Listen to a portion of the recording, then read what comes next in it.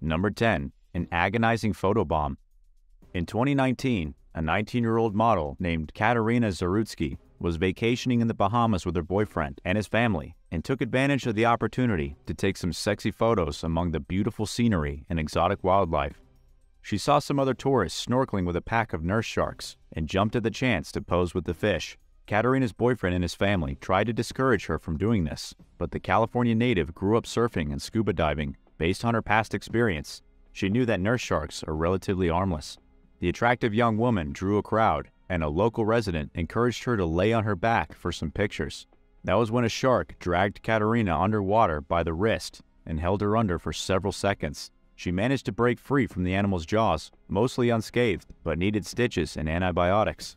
Shark teeth fragments remained stuck in the wound, and Katarina is left with a nasty scar. But she was grateful that things didn't turn out worse. People rushed to judgment and accused the model of being social media obsessed. But the truth is that snorkeling with sharks is becoming an increasingly popular activity among tourists in the Bahamas, and this could have happened to anyone. Number 9. A terrifying tragedy. In 2019, 21-year-old Jordan Lindsay and her family took a trip to the Bahamas. On their third day there, they decided on a whim to go snorkeling at Rose Island, which is famous for its swimming wild pigs. It was a decision they would all come to deeply regret. During the excursion, Jordan suddenly began screaming. She was being attacked by sharks. Her mother tried desperately to pull her to safety, but she was no match against the aggressive predators. The sharks viciously ripped off one of Jordan's arms and bit her all over her body, including her legs and her other arm. But the time she was pulled out of the water, she was fading in and out of consciousness. A boat arrived to take Jordan for emergency treatment, but it had no medical supplies, not even a first aid kit. Her family tried using towels to slow the bleeding, but their efforts were in vain. When Jordan arrived at the hospital, it was too late to save her. Her loved ones called for better medical training among staff members in the tourism industry.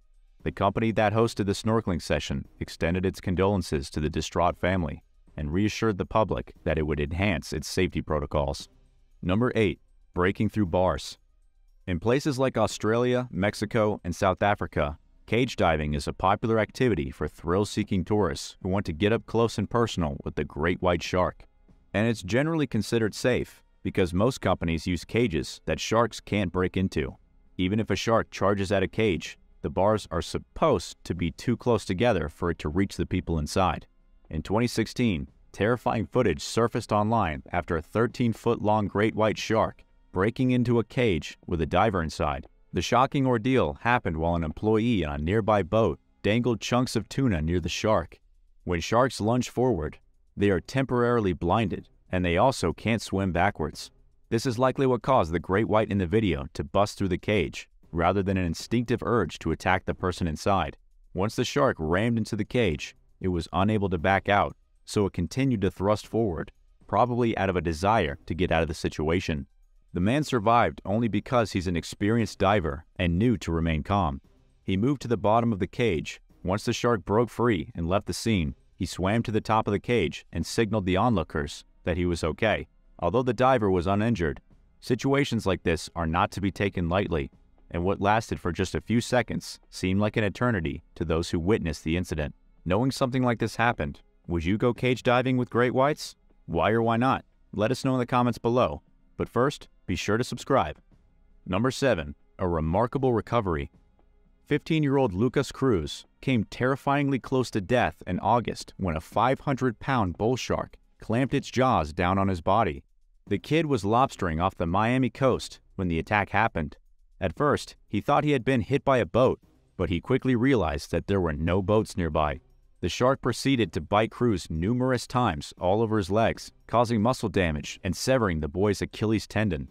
Cruz bled profusely, and while he didn't think he was going to die, he began to worry that he might lose his leg. He lost an estimated 70% of his blood volume, bringing him closer to death than he probably realized. But not only did he live, doctors managed to repair his legs and are expecting him to make a full recovery. Dr. Liz Ramal told Cruz that he may need more reconstructive surgery, but she thinks he'll be back to normal soon. The teen said that he doesn't plan on returning to the water right away, but he's sure he will eventually. Many of his family's favorite activities are water-based, so Cruz said that he thinks he'll miss out on a lot if he remains on dry land. although it would be understandable if he chose to do that. Bull sharks are commonly considered the most dangerous sharks to humans because they have highly aggressive tendencies, according to the National Wildlife Federation. And while this example proves that it's true, attacks are still very rare. Number 6. A fatal fiasco. Timothy Thompson was a 31-year-old surfer who spent this past Father's Day hitting the waves at Emerald Beach in New South Wales, Australia. At the time, he was expecting his first child with his wife, Katie. His day of leisure was cut short when a great white shark viciously attacked him. A helpless onlooker later described seeing Thompson with huge lacerations on his back and with his arm almost entirely severed from his body. The witness said that Thompson was surrounded by a cloud of blood and was making guttural noises while he fought for his life. He was conscious, could barely speak, and had a look of horror in his eyes, according to the bystander. Thompson managed to get on his board and paddle to shore, where beachgoers did their best to try saving him. Unfortunately, he didn't make it. Number 5. A failed mission. Scientists knew something had gone terribly wrong recently when they stopped being able to steer an autonomous research vessel they were tracking and controlling. They embarked on a 76-hour emergency rescue operation and found it drifting aimlessly 124 miles off the coast of Nova Scotia, Canada, where it had been deployed to listen for tagged halibut fish. The vehicle was covered in teeth marks, a telltale sign that a shark had attacked it. Its thrutter, the combination of rudder and thruster that the scientists were controlling from afar, was busted. Determined to find out who the culprit was, the researchers swabbed the banged-up vessel for DNA. Based on the appearance of the bite marks, they determined that the offending specimen was likely a big and powerful shark. Frank Horsky of the Ocean Tracking Network told CBC that the attacker had managed to dig its teeth several millimeters into solid aluminum. It's definitely the work of a big animal with big teeth, perhaps a great white or a mako shark, both of which are common in the region, according to Horsky. He also said it could be a tiger shark. The team doesn't know what triggered the animal to attack, but they believe that the sound of the propellers or electronic signals could have played a role. Regardless, the level of damage the shark caused to hard metal serves as a sobering reminder of what one can do to soft tissue. The destruction came with a hefty price tag, to the tune of $25,000. Number 4. A long road to recovery. 25-year-old Joe Hoffman knew that the conditions were, in his words, particularly sharky looking when he and a friend went surfing at Killick Beach in New South Wales, Australia in July. The pair had been out in the water for about a half hour when a gigantic wave came rolling in. It was the opportunity the avid surfer had been waiting for, and it got him excited and wanting more. Hoffman paddled back out into the water, hoping to catch another big wave, and the next thing he knew, a shark had bitten a chunk out of his arm. The attack was over in the blink of an eye, before Hoffman could even process what had happened. Once he knew he was injured, he rolled back to shore and summoned help. Thankfully, several bystanders were medical specialists and came to his aid. Hoffman credits them for saving his life. He told ABC Australia that if it weren't for the trauma surgeon, paramedic, and anesthetist who sprang into action, he would have probably bled to death. He was rushed to the hospital via an emergency flight. Over the next 10 days, he endured 8 surgeries on his arm, totaling over 30 hours on the operating table. The young man has a long road to recovery ahead, but he's grateful that he didn't lose his arm or his life. Number 3. A two-pronged attack. A man named Shannon Ainsley recently shared his first-hand experience coming face-to-face with sharks in a Guardian article. The encounter happened in 2000 when he was 15 years old. Ainsley was surfing off the South African coast with his brother and some friends when some of the group members got out of the water because they felt uneasy. The area is rife with sharks, and the conditions were prime for crossing paths with one, but Ainsley decided to stay in the water. It was a decision he would come to regret. As he was about to ride a big wave, 2 13-foot-long great white sharks charged at him and dragged him underwater. Something startled the sharks off, but by then, the damage was done. Running purely on adrenaline, Ainsley scrambled back to the shore. With his right hand and fingers barely attached to his body, he was rushed to the hospital, where he underwent surgery to reattach his limb and digits. The young man didn't let the life-changing ordeal keep him from his love of surfing. After he healed, he eagerly returned to the water, where he started his own surfing school. In his words, "I was more afraid of sharks before my attack. Now I'm just grateful to be alive." Number 2.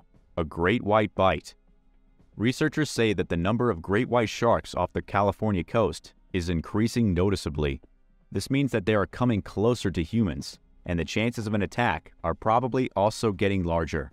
Not long after the announcement was made earlier this year, a surfer was bitten by a great white shark in the waters off San Francisco.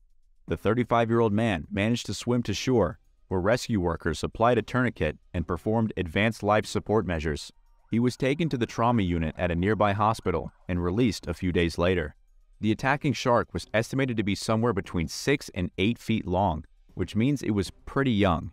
And still, despite being a juvenile, it caused extensive damage, leaving one to only imagine what an adult is capable of. Northern California's Red Triangle is becoming a hotbed of great white shark activity, according to a 7-year study that wrapped up earlier this year. While the number of great whites in the region increased modestly over the last decade, the rising numbers nevertheless indicate the ocean conditions are improving, causing the population to rebound. This is good news in terms of conservation, but the changes could come for a need for higher awareness and precautions when it comes to water activities. And number 1, an alarming trend. In recent months, there's been a string of alleged shark attacks on beachgoers along Egypt's northern coast. Several beaches recently closed after a diver suffered a severe arm injury, and they don't plan to reopen until experts determine the cause of the person's wounds. Egypt's Ministry of Environment initially dismissed claims of a shark attack and said that the injuries were caused by a sharp metal object. A spokesperson went on to say that the country's northern beaches are safe for visitors, with 0 shark attacks on record, and even argued that photos of the injuries were doctored. He pointed out that sharks tend to gravitate towards Mediterranean waters near Italy, Greece, and Cyprus because the temperatures are more favorable there. But in an area of rapid climate change and overfishing, sharks are becoming more common in places where sightings were once rare. Take, for example, the northeastern United States, where great whites are appearing with alarming frequency off the Atlantic coast as far north as Maine. Taking this into consideration, the excuse that sharks just don't come around here doesn't hold much water. Thankfully, the Egyptian government is starting a new program to monitor shark activity off its northern coast, as well as changes in the predator's behavior. For now, a good rule of thumb to any ocean-loving tourist is to enter the water at your own risk.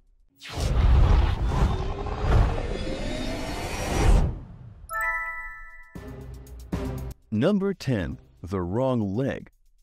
An elderly man was at hospital in Austria when doctors told him that he needed to have surgery to remove one of his legs. This man was 82 years old at the time of his operation, which was necessary to prevent an infection that could have killed him. According to CNN Cup, the patient was suffering from several different medical conditions on both his legs. At 82, he still had a lot of life left and was willing to lose the leg to live for another decade, so he agreed to rush and have the procedure. Here's where the doctors made the worst mistake of the elderly man's life. Human error caused the doctors to amputate his right leg above the knee. That wouldn't be a problem, except for the fact that they need to remove his left leg. They switched legs and accidentally cut off the wrong one. According to a statement from the Friedstadt Clinic, it was all because one of the hospital workers accidentally put a pre-op mark on the wrong leg. The doctors didn't bother to double-check and amputated the wrong limb. That's not where the story ends either. Still, he needed to have his left leg removed, or the infection he was suffering from would kill him. The doctors had to quickly perform surgery to remove the correct leg. When all was said and done, he was left with no legs and incredible psychological damage. The surgeon who was on duty that day is not working as of right now, apparently taking leave at their own request. It's likely they're embarrassed, or at least a little ashamed. Number 9. Wife Killer. In Massachusetts, a well-respected surgeon has gotten into some serious trouble. Police in Dover arrested Ingolf Turek and charged him with the murder of Kathleen McLean. Kathleen was the mother of 3 who vanished a week before her husband's arrest. She went missing on Thursday, and her corpse was discovered by police on Saturday. Kathleen and her husband had been together for 2 years when they got married last December. Ingolf already had 2 teenage sons and was a famous doctor, specializing in robotic and laparoscopic surgery, having to do with urinary obstructions. Basically, he specialized in urology. But the surgeon had already been getting into some trouble before he killed his wife and dumped her body. In February, he was terminated from the St. Elizabeth's Medical Center for billing the Medicaid program for surgeries that he never performed. He was a total fraud. He also allegedly beat up his wife when he got home from a hard day at work. Kathleen had complained to the police about the abusive behavior, saying she was trying to get a divorce. She said that after her husband lost his job, she was scared for her life every single day. Eventually, Kathleen did get a restraining order against her husband and was able to file for divorce, but that didn't stop him from attacking her, cutting her with scissors, and occasionally strangling her. By May, Kathleen lifted the restraining order and got back together with her husband. Shortly after that, he killed her, threw a limp body in a pond, and pretended like nothing happened. Number 8. Dropped on the floor. Jeanette Shields was taken to the hospital for gallstones. At 70 years old, she was having a bit of a tough time going to the bathroom by herself. When she was at the hospital, she buzzed the medical team to help her take her to the toilet, but nobody responded. When she tried to go by herself, she fell down and broke her hip. But that's not even the bad part of the story. The hospital went ahead and repaired Jeanette's hip, with the surgery going off without any hiccups. After the procedure, the doctors dropped her from the operating table. They literally killed her.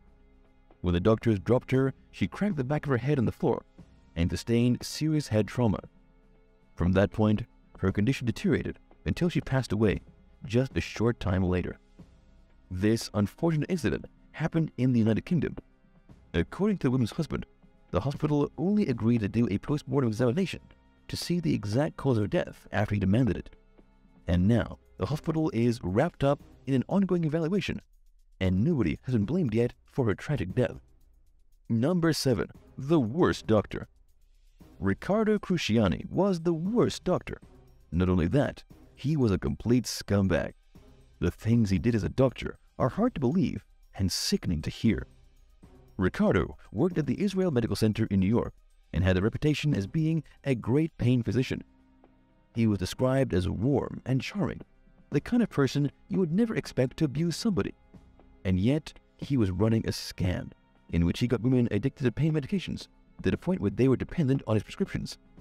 Then, he would become sexually aggressive in front of his patients and refused to give them the drugs that he had got them addicted to unless they did things for him.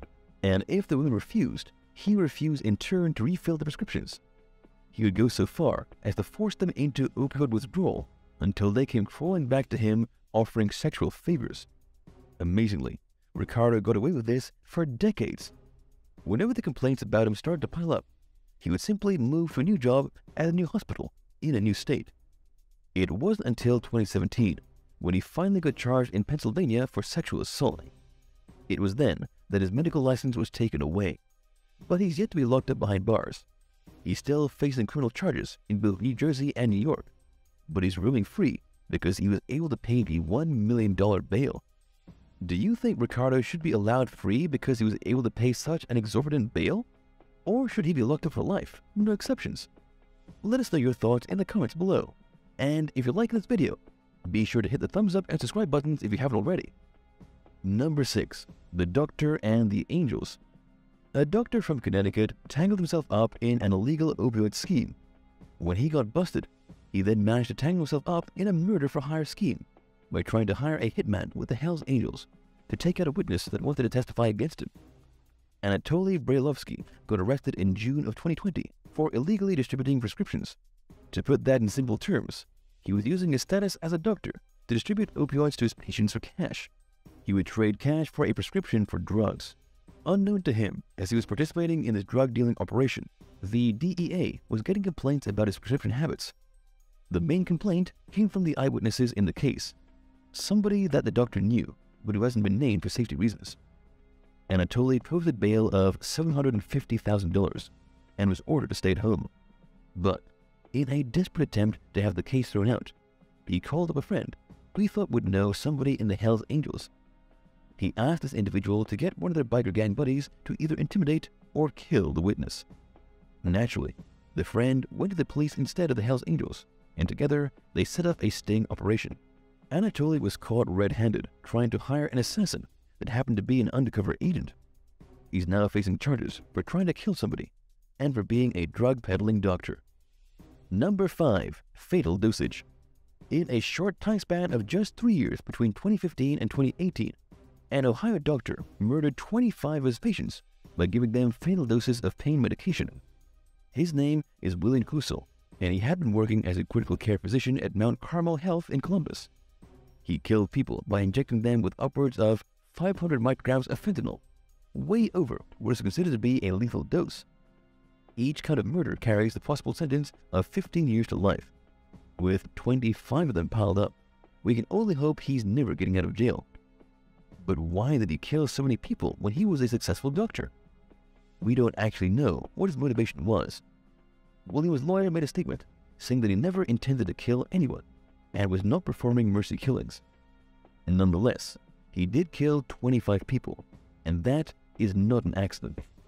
He is currently trying to wriggle his way out of the charges by any means necessary, so he'll probably never actually admit why he was injecting innocent people with lethal dosages. Number 4. Too many patients. An Italian doctor has been accused of murdering patients with COVID-19 by injecting them with lethal doses of anesthetic during the coronavirus outbreak in March of 2020. At the time, Carlo Mosca was the head of the accident and emergency at the Monte Cari Hospital in Lombardy. Prosecutors say they administered 2 types of anesthetics to coronavirus patients when it wasn't necessary. 2 of his victims include Natale Bassi and Angelo Pelletti, both of whom died under his care. A complaint was made against Carlo Mosca in April through a WhatsApp text message, accusing him of purposefully administering these anesthetics so that he could free up beds in the hospital for other patients. In the insanity that happened back in March, it's understandable to see why a person would do this. The hospital went from taking care of patients with individual problems to an endless string of people sick from the virus. It became a burden to everyone, but Carlo Mosca just couldn't handle it. He's also been accused of faking health records to make patients seem as though they were terminally ill, so that he wasn't under suspicion. As of right now, he's been placed under house arrest while investigators try to put together a case against him. He says that the allegations are baseless, but those who work closely with him believe he's a cold-blooded killer. Number 3. Black Magic Doctor. In India, the police arrested a doctor who murdered his wife by injecting her with a high dose of drugs.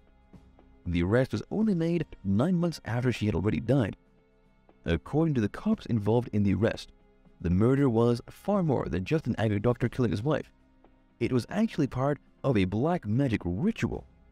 The killer is Dr. Chanakeshapa, and he was practicing medicine in the small Rameshwara village. After his wife died, he told the police that she had been suffering from low blood pressure and that he gave her an injection of drugs to try to help. Unfortunately, he said the drugs made her sick and she died en route to the hospital. After that, his dead wife's parents lodged a complaint saying that the daughter had actually been murdered. When the police went to investigate, they found that the doctor had connections to black magic practitioners in the area and had been busted performing bizarre ceremonies before. In an absolutely horrific revelation, police discovered that he used his wife as a human sacrifice, which he had been hoping would result in getting some treasure. In other words, he killed his wife to appease dark spirits, the hope that they would reward him with riches. It really makes you wonder how this guy even made it through medical school. Number 2. Under anesthesia. Frederick Field was a doctor in Oregon, but he wasn't a very good one. He was accused of abusing his patients while they were under anesthesia. The accusations turned out to be true, and he was sentenced to spend 23 years in prison. Anyone who's ever had to be put under the doctor's office or the dentist's office has probably wondered once or twice what the dog is doing while you're sleeping in the chair. If you were one of the patients of Frederick Field, the answer is that he was doing stuff to you while you were passed out. And while Frederick did this to quite a few people, the straw that broke the camel's back was a 66-year-old woman in 2011. This woman, who hadn't been identified for privacy reasons, underwent surgery at the Mid-Columbia Medical Center. Frederick was her doctor. The very instant that she woke up and was able to talk, she informed the other doctors that Frederick had done things to her while he thought she was out cold. He had gotten sloppy and a little too brave, and the woman knew exactly what he did. What's really terrifying is only when the elderly lady finally made a huge fuss was when the hospital took this conduct seriously. Frederick had originally got his license to practice in the state of Oregon in 2005, after getting his medical degree from the Tulane University School of Medicine in 1998. When his time in court came around, one of the earliest accusations was from 2007. This means he didn't wait very long before he started his reign of terror. In the end, 12 patients came forward, and Frederick pleaded guilty to every single one of them. Number 1. Road Trip Killer. A doctor from Oklahoma, a seemingly ordinary man, was arrested by the Arkansas State Police for committing murder on a road trip. Tyler Tate was taking a vacation with one of his colleagues, Moria Kinsey. She was an emergency room nurse at the same hospital where Tyler worked. A few miles north of Lake Village, Arkansas, Moria Kinsey's body was found on the side of Highway 65. She was rushed to the hospital and pronounced dead the following day. An investigation revealed that she and the doctor had just traveled to Mississippi together and that they had gotten into some sort of altercation. The investigation also revealed that Tyler Tate has a history of domestic violence. A woman named Shelley Burris had requested a restraining order against him just earlier that year. But of course, Tyler violated that order, later being charged with domestic abuse, assault, and violence. Nobody knows what happened out there yet, especially since the doctor has lawyered up. But judging by his long string of domestic charges going back nearly a decade, he got mad and Moria got dead. As of right now, we're still waiting on the results on the autopsy to give us a cause of death.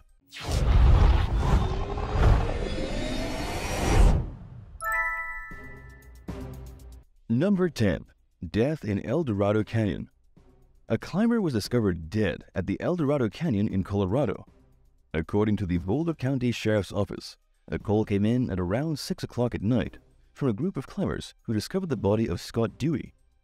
He was alone, not breathing, and had no pulse. There was no evidence of foul play, and it quickly became apparent that he had died while solo climbing up the side of a cliff.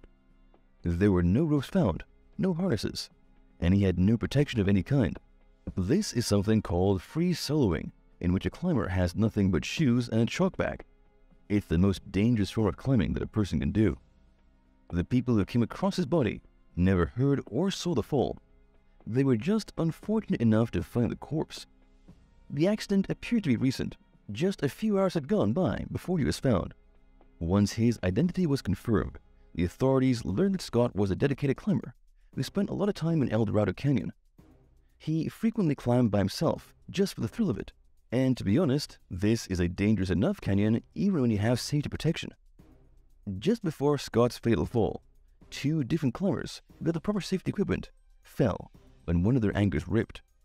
They fell down 100 feet to the ground below and died instantly.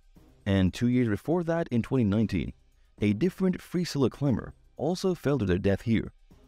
All of these deaths make the El Dorado Canyon one of the most dangerous places to climb in all of Colorado. Number 9. The climbing prodigy, Lucy Douady. A French climbing prodigy named Lucy Douady fell 500 feet to her brutal death after she slipped from a path while walking up to a cliff. The French teenager, only 16 years old, was already a climbing champion at the time of her death. She was walking with a group of friends through the French Alps to a climbing spot when she slipped off the path. This was tragic and a little ironic. It would be one thing if she fell from an extreme height while attempting a brave solo climb, but it seems unbelievable that she died while walking with her friends. People who knew Lutz said that she was bound to be an Olympian and was hoping to compete as a climber at the Tokyo Games. She was part of a French climbing team. She had a bronze medal from a European event, and she had a junior world championship title.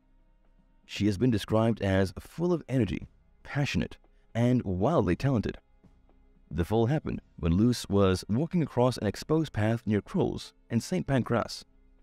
Even though she wasn't climbing, it was still a dangerous area to walk. There were no guardrails, and the edge of the path was right beside her. What she should have done was secure her cable to the makeshift handrail as she walked across, but she didn't, likely because she had been there multiple times before and was confident enough to do it by herself. But her foot slipped out from under her. She went over the edge, and all the experience in the world couldn't save her. The next 10 seconds must have been terrifying as she plummeted all the way down to the ground. Number 8. Mexican climbing fail. The American free solo climber Brad Gobright died in Mexico while trying to descend down the side of a sheer cliff face. Brad had already climbed up the cliff in El Potrero Chico, one of the most popular destinations for rock climbers in northern Mexico. It was coming down that proved troublesome. At the time, Brad was climbing with Aiden Jacobson, another American solo climber. Aiden had ventured into the mountains for a 3-week-long trip and had bumped into Brad somewhere along the way. They started climbing together. They were having an awesome time exploring the wilderness. And then disaster struck. The pair were descending at about 3:30 in the afternoon, but their route down the cliff was poorly chosen, and both of them lost their footing and fell. While Brad tumbled about 900 feet to his death, Aiden only fell a short distance. Aiden injured his ankle and was a little banged up, but he survived. Brad, on the other hand, may as well have jumped off the top of Mount Everest. He hit the ground at terminal velocity and made a bloody mess in the rocks. Number 7. Surviving the impossible. On the morning of April 11, 2021, a group of climbers was getting ready to scale the After 7 route at Yosemite National Park. As they were getting ready, they saw a lone climber heading for an extremely challenging route called the Nutcracker. Both the group and the solo climber were scaling the Manure Pile Buttress, which is located on Yosemite's north side. It's a 600-foot rock formation that usually takes climbers a full day to get to the top of. It is dangerous, but it's not the most dangerous, and for this reason, it's wildly popular with free soloists. As the group of climbers were busy making their way to the top, just shortly after seeing the solo climber take a different route, they heard shouting from below. The noise was somebody to call for 911.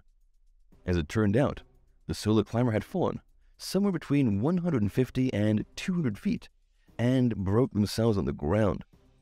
The solo climber was Josh Orada from the California area. He had climbed the exact same route before, both using safety equipment and not using safety equipment. Never before had he had an accident. The really amazing part is that Josh survived. Normally, if somebody falls 200 feet straight down, they crack open like an egg. But in the case of Josh, he only suffered a few injuries. A helicopter was able to take him to the nearest hospital, where doctors discovered that he shattered his right heel, sprained his ankle, fractured his pelvis, broke some ribs, collapsed one of his lungs, and broke his thumb. He had to have surgery to fuse his spine and to put plates and pins in his thumb and in his heel, but he did survive. Have you ever been scared for your life while climbing? Let us know in the comments below, and if you're liking this video, be sure to hit the thumbs up and subscribe buttons if you haven't already. Number 6. A dramatic rescue.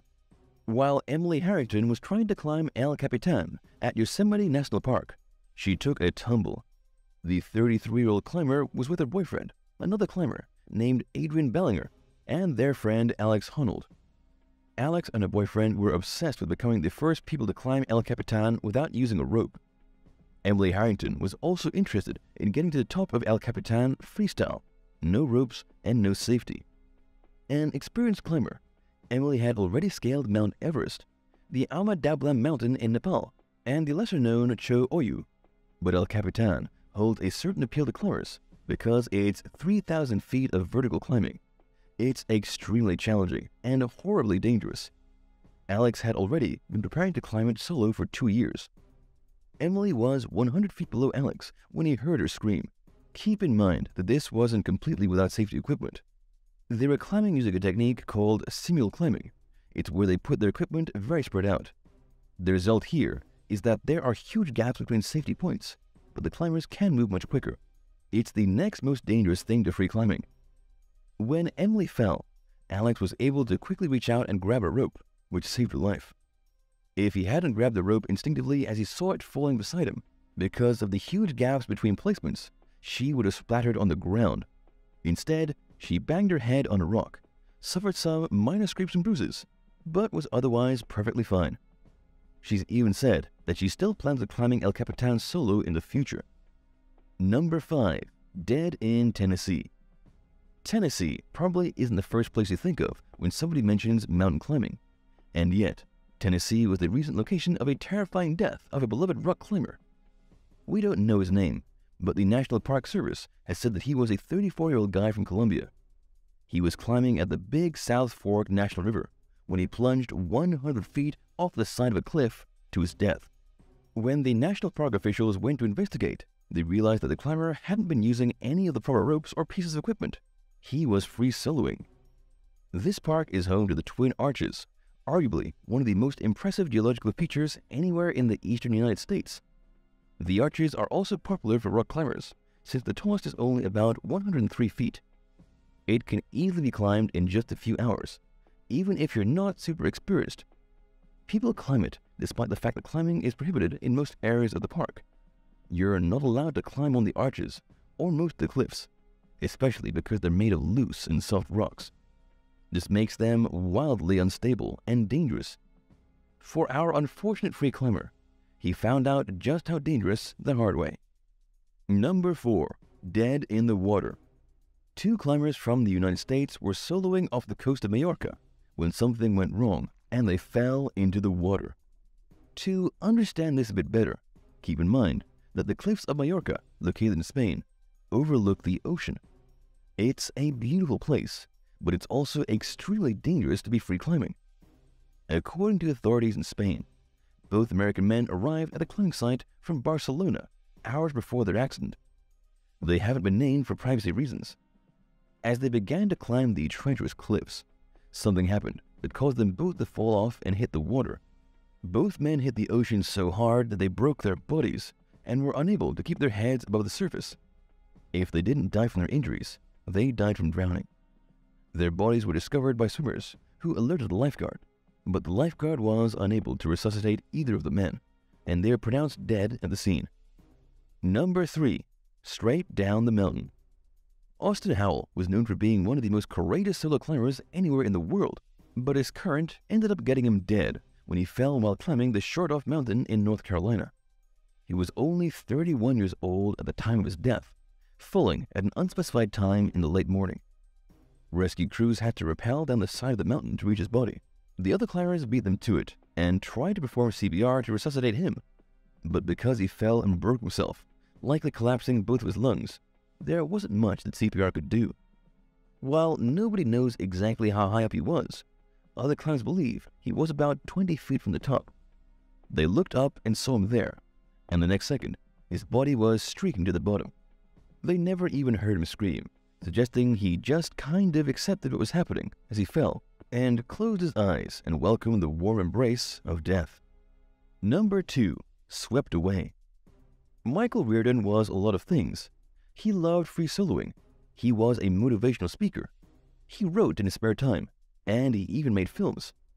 The American climber was 42 years old when he traveled to Ireland to climb up the side of the sea cliff in County Kerry. He had decades of experience climbing rocks without using harnesses or ropes. He was the real definition of a professional, and that makes his death in 2007 so ironic. You see, it wasn't the cliff that killed him, but a wave. As Michael was scaling up the side of the sea cliff, a wave jumped out of the sea, knocked him off the rock, and then swallowed him down to its icy depth. He was reported missing after witnesses saw him fall into the water. But despite the help from the Irish Coast Guard, his body couldn't be found. They searched all along the cliffs and in the water, but Michael's body was never recovered. Before long, it had probably turned into fish food. Number 1. Too young to climb. An Italian climbing prodigy named Tito Claudio Traversa was one of the youngest skilled climbers to ever be born. He climbed his first cliff at the age of 10, and by the age of 12, had become an insanely skilled climber. But in 2003, his life as a climber was cut tragically short when he fell 50 feet and died. Tito was climbing in France at the time, and French officials doing the investigation found that his equipment had been assembled incorrectly. Little to his knowledge, he had been free climbing completely by accident. 8 out of his 10 quick draws were assembled in such a way that they could not support his weight if he fell. And fell he did. He expected to be kept safely in place by his equipment, but the quick draws and carabiners were all wrong, and so he plummeted to the ground. The only silver lining here is that because this is France, everyone involved has been seriously punished. 5 people were charged with manslaughter: the owner of the company that produced the equipment, the owner of the shop that sold the equipment, the manager who organized the climbing trip, and 2 instructors who were present at the time. All 5 of them were charged with manslaughter for failing to check the boy's equipment, resulting in his death. Would you dare try free climbing knowing how deadly it can be? Let us know in the comments, and thanks for watching. For more great videos, remember to hit subscribe. See you next time. Bye!